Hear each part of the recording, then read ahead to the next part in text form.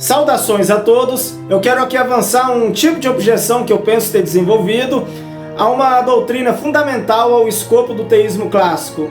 Essa doutrina é fundamental à noção de transcendência divina e de Deus enquanto ser necessário. E eu falo aqui da doutrina da simplicidade divina.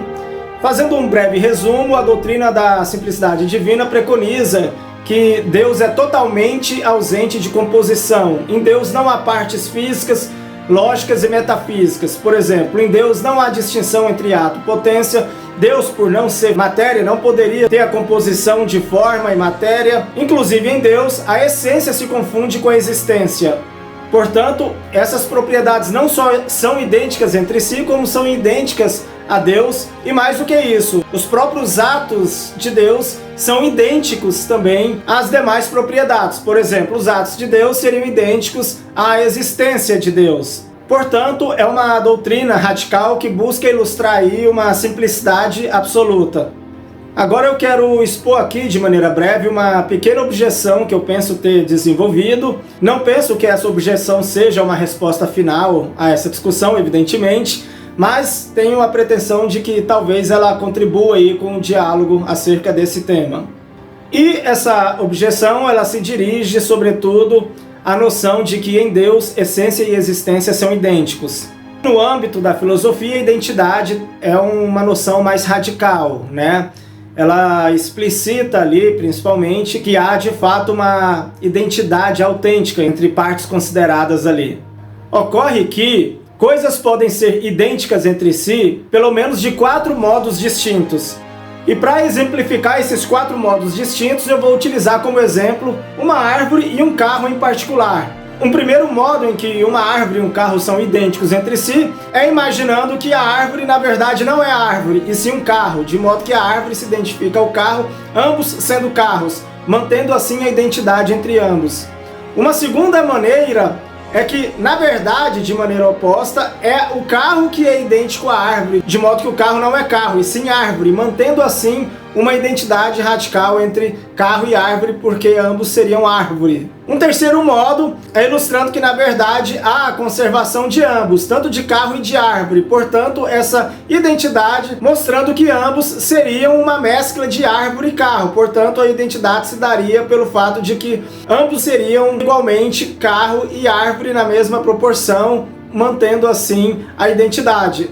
E 4, carro e árvore poderiam ser idênticos entre si no sentido de serem iguais de uma maneira diferente de árvore e de carro, ou seja, eles não são nem carro e nem árvore, nem a mescla dos dois, mas seriam igualmente uma terceira coisa que não é nem carro e nem árvore, desde que essa coisa seja radicalmente igual para que ilustre ali uma identidade. Agora, transpondo isso para o caso da identidade entre essência e existência em Deus, como ficaria o cerne da objeção? Antes de tudo, uma breve observação. No caso de essência e existência em Deus, não estamos comparando 2 objetos concretos distintos, essência de um lado e existência de outro, diferente do caso da árvore e do carro. Em Deus, nós estaríamos comparando aqui 2 propriedades, entre aspas, que são pensadas de maneira idêntica. Isto posto, vamos ao primeiro modo dos 4 modos em que podemos estabelecer uma identidade ali, só que aqui dirigido ao caso da essência e existência no âmbito da objeção.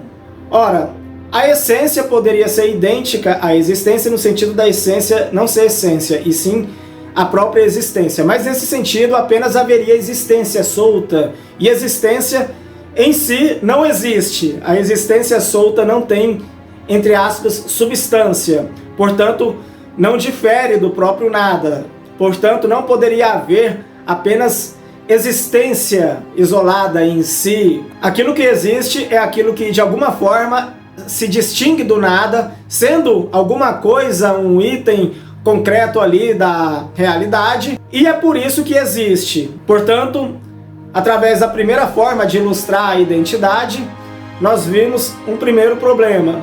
A segunda forma de se ilustrar a identidade: existência é igual a essência, portanto a existência não é existência, e sim a própria essência. Mas ora, se a existência é na verdade a essência, então a essência não existe, porque ela não é existência, ela é apenas essência. Avançando para o terceiro modo, como uma identidade se manifesta, essência e existência aqui poderiam ser a manifestação de ambos. Portanto, Deus seria tanto essência e existência mesclados de uma maneira bem radical, mas nesse caso nós não teríamos uma radical simplicidade, porque haveria, de certo modo, uma composição, pois Deus seria, de certo modo, tanto essência quanto existência. E o quarto modo é que tanto essência e existência em Deus são uma terceira coisa que não é nem essência nem existência. Mas, nesse caso, Deus não teria nem essência, portanto não se distinguiria dos entes da criação, e muito menos existência, portanto não seria existente.